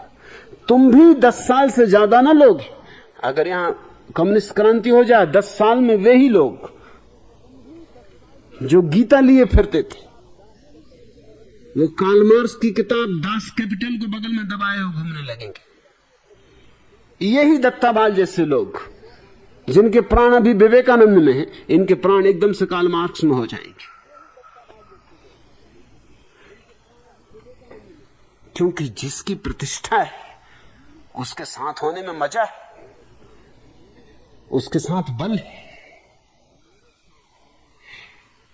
मेरे साथ होने में तो हिम्मत चाहिए। मेरे साथ होने के लिए तो प्रयोग करने का दुस्साहस चाहिए, क्योंकि मैं तुम्हें कोई विश्वास नहीं दे रहा हूं। मैं तो सिर्फ तुम्हें इशारे दे रहा हूं कि इन रास्तों से मैंने खोजा, तुम भी कोशिश करो। शायद, निश्चित रखना, ख्याल रखना कि मैं कह रहा हूं शायद, क्योंकि जो मेरे लिए रास्ता ठीक सिद्ध हुआ, जरूरी तो नहीं कि तुम्हारे लिए भी ठीक सिद्ध हो। शायद तुम्हें भी मिल जाए। कोशिश कर लेने में कुछ बुराई नहीं। ना भी मिला तो भी कोशिश का फायदा है। इतना चलने का व्यायाम ही होगा, इतना अभ्यास ही होगा, इतनी खोजबीन की सुधि आएगी। कम से कम इतनी परीक्षा तो कर लेने का गणित आ जाएगा, इतना विज्ञान तो सीख लोगे। कम से कम इतना तो तय है कि यह पता चल जाएगा कि इस रास्ते पर मेरा सत्य नहीं है, तो कोई और रास्ते पे खोजो। एडिशन प्रयोग कर रहा था बिजली के संबंध में। 700 प्रयोग किए और 700 बार असफल गया। 3 साल लग गए। उसके विद्यार्थी, उसके सहयोगी सब थक मरे, लेकिन उसे कोई थकान नहीं। रोज सुबह हाजिर हो जाए, फिर लग पड़े, रात 12 बजे तक लगा रहे। एक दिन उसके सारे सहयोगियों ने कहा कि अब तो क्षमा करें, 3 साल हो गए, 700 प्रयोग हम कर चुके, असफल होते गए, अब और क्या चाहिए? असफलता निश्चित हो गई। एडिशन चौंका। एडिशन ने कहा असफलता निश्चित हो गई? अरे पागल हुए हो, सफलता करीब आ रही है। 700 दरवाजे हमने खटखटा के देख लिए। अगर 1000 दरवाजे हों तो 300 ही बचे अब, और अगर 701 ही दरवाजे हों तो सिर्फ एक ही बचा। हम करीब आ रहे हैं। 700 दरवाजे हमने खटखटा के देख लिए, वहां नहीं पाया, हम असफल नहीं हुए। विज्ञान में कभी कोई असफल होता ही नहीं। हारो तो भी जीत है, जीतो तो भी जीत है। हारे तो इतना तय हो गया कि ये रास्ता हमारे लिए नहीं था, तो और रास्ते पे खोजे। एक रास्ते से छुटकारा हुआ, पहुंच गए तो ठीक है, जीत ही जीत है। नहीं पहुंचे तो एक रास्ते से मुक्ति हुई, थोड़े रास्ते बचे। ऐसे रास्ते कटते कटते वही रास्ता मिल जाएगा जिससे पहुंचना होता है। और फिर मैं यहां सारे रास्ते उपलब्ध कर रहा हूं। ऐसा पृथ्वी पर कभी भी नहीं हुआ है। यहां ध्यान की सारी पद्धतियां उपलब्ध है। अगर एक से न पहुंचो तो दूसरी पकड़ाता हूं, दूसरी से न पहुंचो तो तीसरी पकड़ाता हूं। विश्वासियों का यहां काम नहीं, क्योंकि सभी विश्वास अंधे होते। यहां तो आंख खोलनी, और आंख खोलने के लिए परीक्षण, प्रयोग, अनुभव। तुम कहते हो यह अंधविश्वासों तथा दख्यानुसी विचारों से दबा हुआ भारत। सभी विचार दख्यानुसी होते हैं और सभी विश्वास अंधे होते हैं।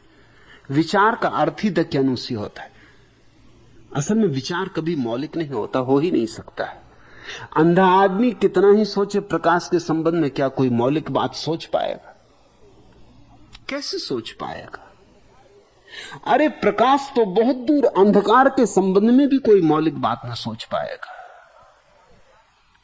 अंधा आदमी प्रकाश या अंधकार के संबंध में कुछ सोच ही नहीं सकता। ज्यादा से ज्यादा इतना ही कर सकता है कि औरों ने जो कहा है प्रकाश और अंधकार के संबंध में, उसको कंठस्थ कर ले और दोहराने लगे। बस इतना ही कर सकता है। शास्त्रीय हो सकता है, पांडित्यपूर्ण हो सकता है, लेकिन प्रकाश के संबंध में लाख जान लो तो भी प्रकाश को जानना और बात है। ये देश दक्यानुसी विचारों से दबा है, क्योंकि ये देश विचारों से दबा है, और सभी विचार दक्यानुसी होते हैं। ये दत्ताबाल का वक्तव्य देखो, इससे तुम्हें समझ में आएगा कि किस तरह विचार दक्यानुसी होते।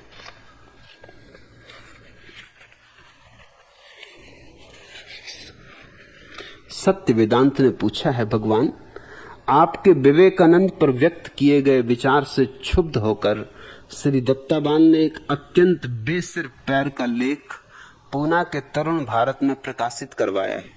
उनका अनर्गल प्रलाप मुख्यतः इस प्रकार है। आपने विवेकानंद को कागजी गुलाब कहा है, परंतु स्वयं रामकृष्ण, केशव चंद्र तथा राजा राममोहन राय की तुलना में विवेकानंद को सहस्त्रदल कमल कहा करते थे। इससे मुझे कोई ऐतराज नहीं, क्योंकि केशव चंद्र और राजा राममोहन राय की तुलना में विवेकानंद निश्चित ही सहस्त्रदल कमल थे। इसको मैं कहता हूं मूर्खतापूर्ण बात है, जिन्हें सोचने की भी अकल नहीं है। मैंने कहा रामकृष्ण की तुलना में विवेकानंद कागजी फूल थे। थोड़ा फर्क तो समझो। रामकृष्ण की तुलना में विवेकानंद कागजी फूल थे। रामकृष्ण अगर असली कमल हैं तो विवेकानंद केवल कागजी कमल है। और रामकृष्ण ने कहा केशव चंद्र तथा राजा राममोहन राय की तुलना में विवेकानंद सहस्त्रदल कमल थे। मैं भी राजी, मगर बात ही और हो गई। केशव चंद्र को तो मैं कागजी फूल भी नहीं कह सकता। केशव चंद्र तो केवल तार्किक थे, बस तार्किक। और तर्क तो वैश्या जैसा होता है, तर्क की कोई निष्ठा नहीं होती, जैसे वैश्या की कोई निष्ठा नहीं होती। जो पैसा दे उसके साथ, जो खरीद ले उसकी। केशव चंद्र तो तार्किक थे। विवेकानंद कम से कम रामकृष्ण के चरणों में तो बैठे थे, कम से कम कमल का संगसात तो हुआ था। और अगर तुम बगीचे से भी निकल जाओ, फूलों को छुओ भी मत, तो भी थोड़ी बहुत गंध तुम्हारे कपड़ों से लिपटी हुई चली आती। और अगर तुम फूल को छू लो तो स्वभाव था तुम्हारे हाथों में थोड़ी गंध आ जाती। हाथ फूल नहीं हो जाते, लेकिन गंध तो आ जाती। विवेकानंद रामकृष्ण के पास थे, निकट थे, इससे थोड़ी सी गंध रामकृष्ण की उनसे प्रवाहित हुई। इसलिए रामकृष्ण का थोड़ा सा स्वर उनको छू गया था। उसके कारण ही मैंने उन्हें इतना आदर दिया कि कम से कम कागजी कमल कहा। केशव चंद्र को तो मैं कागजी कमल भी नहीं कहूंगा। केशव चंद्र को तो कोई संबंधी नहीं कमल से, न कमल देखा है न कमल सुना है। और राजा राममोहन राय तो बेचारे एक समाज सुधारक थे, और समाज सुधारकों को तो मैं उपद्रवी मानता हूं। दुनिया में अगर समाज सुधारक न हो तो समाज बड़ी शांति से रहे, मगर इस समाज सुधारक उसे शांति से नहीं रहने देते। ये नए नए उपद्रव खड़े करते रहते, तुम्हारी ही हित के लिए तुम्हारी छाती पे सवार रहते। ये कहते हम तो सेवा करेंगे। मैं जयपुर से लौट रहा था, तो 12 बजे होंगे, एक स्टेशन पर गाड़ी रुकी, एक आदमी भीतर घुस आया, एकदम मेरे पैर दबाने लगा। नींद मेरी खुली। मैंने कहा भाई ये तू क्या कर रहा है? उसने कहा आप बिल्कुल सोइए, मैं तो सेवा कर रहा हूं। मैं तो जयपुर भी आया था, मगर लोगों ने मुझे आपकी सेवा करनी ही नहीं दी, वो भीतर ही ना घुसने दे। तो मैंने भी कहा ठीक, देख लेंगे। मुझे तू उनको देख भैया, मैंने तो तुझे रोका नहीं, तू मुझे क्यों सताता है?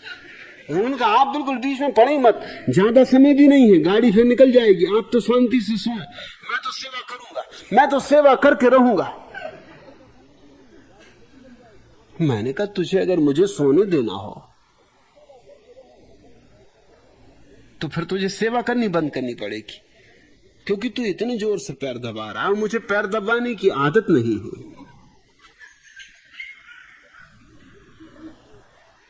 कि मैं सोऊं तो कैसे सोऊं। उसने कहा कि आप अपनी जानो, मैं ये पुण्य का अवसर नहीं छोड़ सकता। अब इसको कहते हैं सेवा करने वाले लोग, इन्हें पुण्य का अवसर नहीं छोड़ना। करपात्री हिंदुओं के एक बड़े प्रसिद्ध महात्मा हैं, उन्होंने एक किताब लिखी है, समाजवाद और रामराज्य। उसमें उन्होंने समाजवाद के खिलाफ जो बहुत सी बातें कही हैं, उनमें एक बात बड़ी मजेदार कही, वो ये कि समाजवाद कभी नहीं आना चाहिए, क्योंकि अगर समाजवाद आ गया तो धर्म का क्या होगा। क्योंकि धर्म की तो आधारशिला दान है। कहा ही है कि दान से बड़ा कोई पुण्य नहीं और लोभ से बड़ा कोई पाप नहीं। धर्म का आधार तो दान है। जब ना कोई अमीर होगा ना कोई गरीब होगा तो कौन दान देगा और कौन दान लेगा। देखते हो तर्क क्या साफ है। इसलिए समाजवाद तो कभी नहीं चाहिए, इससे तो धर्म का विनाश हो जाएगा। धर्म को बचाने के लिए गरीब का बचना जरूरी है, नहीं तो दान किसको दोगे। बात तो जचती है, बात तो तर्कपूर्ण है। अगर दान से ही धर्म होने वाला है तो गरीबों का रखना आवश्यक है। उनकी सुरक्षा करो, बचाओ, गरीबी मिटने मत दो। अनाथ बच्चे चाहिए, भिखमंगे चाहिए, भूखे चाहिए, बीमार लोग चाहिए, बूढ़े चाहिए, विधवाएं चाहिए, ये तो बिल्कुल आवश्यक है, नहीं तो इनके बिना धर्म ही नष्ट हो जाएगा। इन्हीं पे तो चढ़ चढ़ के महात्मा गण स्वर्ग तक पहुंचते। ये तो सीढ़ियां हैं मोक्ष की, और तुम सीढ़ियां ही मिटाए दे रहे हो। समाजवाद यानी सीढ़ियां ही खत्म, न देने को कोई न लेने को कोई, तो धर्म विनष्ट हो जाए। ये समाज सुधारक है। ये कहते हैं सेवा होनी चाहिए। मैं चाहूंगा ऐसी दुनिया जहां सेवा की कोई जरूरत ना हो, जहां किसी को सेवा की कोई जरूरत ना हो। मैं चाहूंगा ऐसी दुनिया जहां ये समाज सुधारकों की कोई आवश्यकता ना हो। ये तो बड़ी अजीब सी स्थिति है। ये स्थिति यूं है कि एक समाज सुधारक एक काम कर जाता है, वही काम बाद में पता चलता है बीमारी सिद्ध हो गया। फिर दूसरा समाज सुधारक उसको सुधारता है, वो दूसरी बीमारी खड़ी करता है। फिर तीसरा आता है। ये एक षड्यंत्र है। दो आदमी एक धंधा करते थे, पार्टनर थे।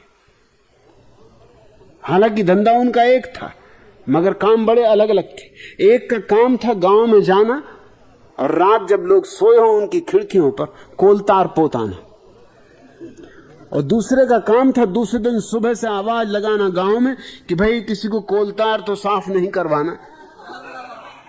स्वभाव था जो जो सुबह उठ कर देखते कर उनकी खिड़की पे कोलतार लगा, बुलाते कि भैया अच्छे मौके पे आ गए। संयोग की बात ये कोलतार साफ करना। तब दिन भर वो आदमी कोलतार साफ करता, पैसा कमाता, तब तक दूसरा आदमी दूसरे गांव में कोलतार पोतता।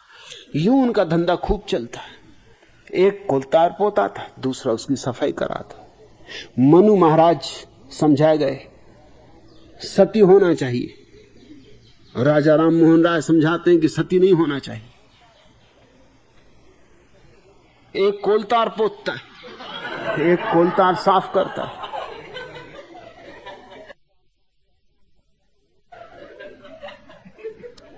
एक समझाता है कि शूद्र होना चाहिए क्योंकि शूद्र हुए ब्रह्मा के पैरों से, नहीं तो व्यवस्था ही नष्ट हो जाएगी। ये चार तो खंबे समाज के, एक खंबा गिर गया तो पूरा का पूरा मंदिर गिर जाएगा। और दूसरा समझाता है कि शूद्र को तो छुटकारा दिलाना चाहिए शूद्रता से। ये तो हरिजन है, दरिद्र नारायण है। बस यूं धंधा चलता है। सदियों से समाज सुधारक आते रहे, एक काम सुधार जाते, दूसरा आ जाता है उसको सुधारने, तीसरा आ जाता है उसको सुधारने। आदमी जहां का तहां यूं धक्के खाता रहता है। राजा राम मोहन राय एक समाज सुधारक है, केशव चंद्र केवल एक तार्किक पंडित है। दोनों का कोई भी मूल्य नहीं, दो कौड़ी मूल्य नहीं। इसलिए दत्ताबाल से मैं राजी, मगर वो मेरी बात नहीं समझे। मैंने तुलना की थी रामकृष्ण से, और उन्होंने तुलना ही बदल दी। आगे उन्होंने कहा केवल पैसे के बल पर आप बुद्धिवादी, तपस्वी व भगवान होने का आभास करवाते तथा विवेकानंद के प्रति द्वेष है। विवेकानंद लोगों को अपने हाथ से छूकर समाधि देते थे, जबकि आप में ऐसी कोई अतीन्द्रिय शक्ति भी नहीं जैसी रास्पुटिन में थी। यह थोड़ा सोचने जैसा है। अगर पैसे के बल पर कोई बुद्धिवादी हो सकता है तो फिर टाटा बिरला बुद्धिवादी होंगे, मैं कैसे बुद्धिवादी हो पाऊंगा? और सच पूछो तो मेरे पास एक पैसा नहीं, जेब भी नहीं। पैसा भी हो तो कहां रखूं?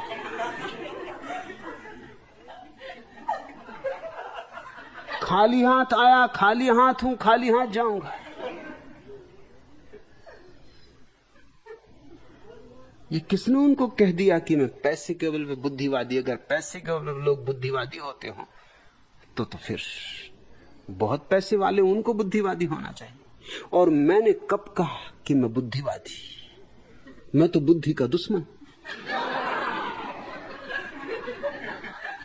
बुद्धि को पोंछना ही तो मेरा काम। बुद्धि तो बीमारी। लोग कैसे बुद्धि से मुक्त हो जाएं, यही तो मेरी एकमात्र चेष्टा है। विचार से, बुद्धि से, मन से। ये किस पागल ने दत्ताबाल को खबर दे दी? या उनके भीतर कौन सा पागलपन पैदा हो गया? और किसने कहा कि मैं तपस्वी? आंख का अंधा भी नहीं कह सकता कि मैं तपस्वी। तपस्वी रोल्स रॉयस गाड़ियों में चलते, महलों में रहते, वातानुकूलित कमरों में रहते। मैं और तपस्वी,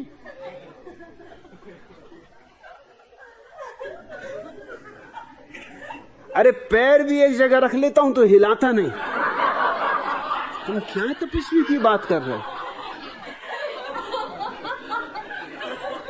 अंगत का भला हिल गया हो, मेरा पैर नहीं हिलता।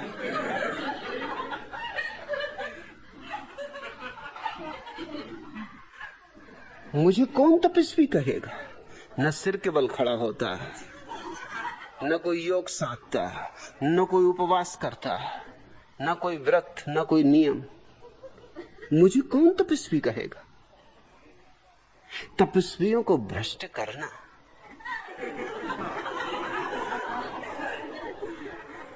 इसके लिए तो सारे मैं आयोजन करता हूं। तपस्वियों को कैसे डगमगाना, क्या क्या बातें इनको पकड़ गई कि तपस्वी भगवान होने का आभास करवाते हैं। आभास क्यों करवाऊंगा? मैं हूं ही। आभास वो करवाए जो न हो।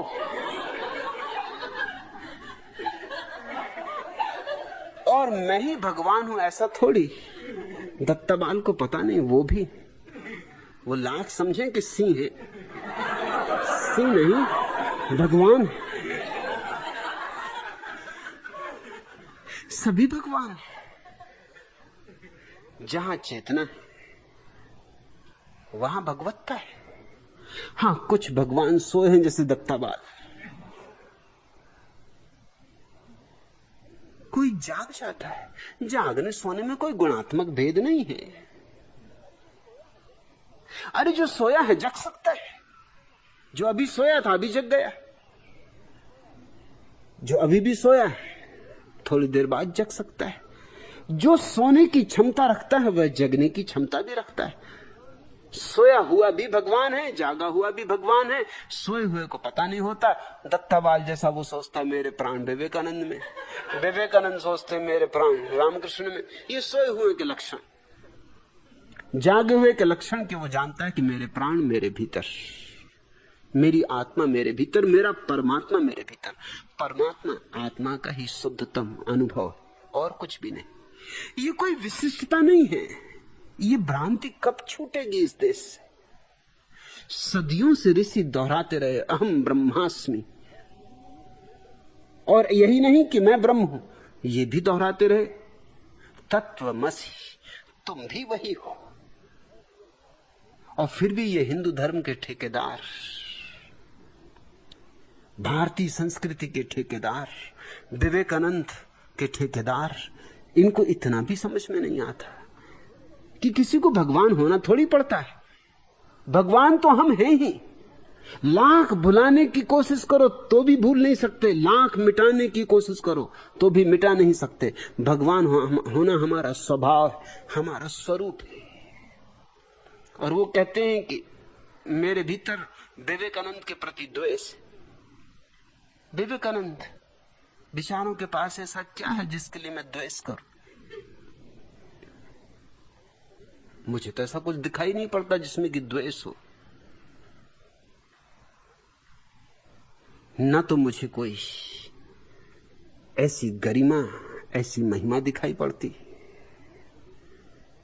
न विवेकानंद के विचारों में कोई ऐसा प्रगाढ़ बुद्धत्व दिखाई पड़ता है। सब उधार है, सब बासा है। और विवेकानंद ने स्वीकार किया है कि मैं जो भी कह रहा हूं वह सब रामकृष्ण का अनुभव है, मेरा नहीं। विवेकानंद से जब अमेरिका में किसी ने कहा कि आप जो कहते हैं वो बहुत प्रभावित करता है, तो उन्होंने कहा, यह विनम्रता उनमें थी, कहा कि काश तुम उसे देख लेते जिसके शब्दों को मैं दोहरा रहा हूं, तब तुम जानते कि मैं तो कुछ भी नहीं, मैं तो केवल प्रतिध्वनि मात्र हूं। तो विवेकानंद में क्या है जिससे मुझे द्वेष हो? जब मुझे बुद्ध से द्वेष नहीं है, लाओत्सु से द्वेष नहीं है, जीसस से द्वेष नहीं है, जरथुस्त्र से द्वेष नहीं है, महावीर से द्वेष नहीं जिनके पास कुछ है, रामकृष्ण से द्वेष नहीं, रमन से द्वेष नहीं, कृष्णमूर्ति से द्वेष नहीं जिनके पास कुछ है, तो बेचारे विवेकानंद से क्या द्वेष होगा? विवेकानंद तो दरिद्र नारायण, हरिजन। उन्होंने कहा कि विवेकानंद लोगों को अपने हाथ से छूकर समाधि देते थे। जो समाधि हाथ से छूकर दी जाती है वो समाधि नहीं होती। नहीं तो बुद्ध पागल थे, किसी से भी छुआ लेते। रामकृष्ण पागल थे, जिंदगी भर मेहनत की, किसी से भी छुआ लेते। और विवेकानंद ने छू के कितने लोगों को समाधि थी। विवेकानंद को खुद को भी समाधि मिली थी। आखिरी समय, मरते समय तक पीड़ित थे और परेशान थे, बेचैन थे, चिंतित थे, संतापग्रस्त थे। छू लेने से कहीं समाधियां मिलती? और अगर छू लेने से समाधियां मिलने लगे तो समाधि दो कौड़ी की हो गई। समाधि अनुभव है, किसी के छूने से नहीं मिलती। ये कोई छूत की बीमारी थोड़ी। और छूने से मिले तो कोई छीन भी ले। अरे किसी ने दी और कोई दूसरे मिल गए महात्मा, उन्होंने ले ली, तुम वहीं के वहीं रहे। एक ने छू के दे दी, दूसरे ने छू के ले ली, जा भाग, अपने काम से लग। लेने देने का सवाल ही नहीं। समाधियां ली नहीं जाती, दी नहीं जाती। लेकिन ये सब व्यर्थ की बकवास, जिनको तुम तथाकथित विचारक कहते हो, उनके भीतर पैदा होती। सारे विश्वास अंधे हैं, सारे विचार दकियानूसी हैं, और निश्चित ही भारत इनके कारण नरक बन गया है। खून के खोलने से कुछ भी न होगा। बुद्धि से मुक्त हो, ध्यान में उतरो। जरूर निर्मल घोष, तब तुम माध्यम बन सकते हो परमात्मा के। उसका संगीत तुमसे बह सकता है, उसकी वाणी तुमसे उतर सकती है, उसकी सुगंध तुमसे आ सकती है, लोगों के जीवन में वसंत ला सकती है। आज